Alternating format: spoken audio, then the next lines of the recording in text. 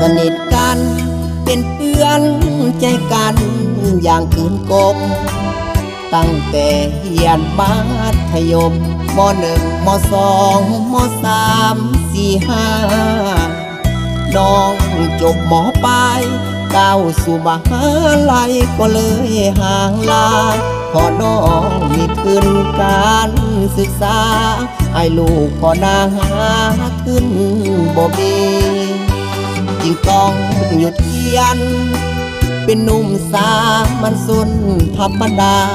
สิ้นสุดเส้นทางการศึกษาความทุกข์ขวางหน้าเลยหมดเท่านี้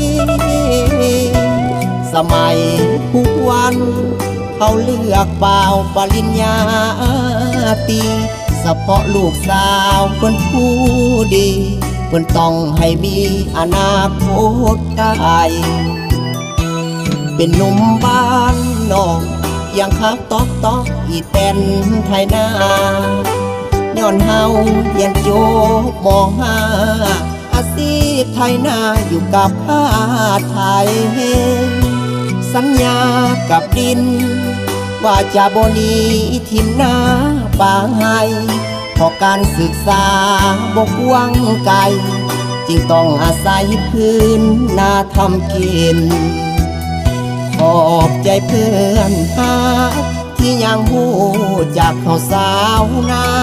วิถีชีวิตของเพื่อนเก่านาเฮานี่นา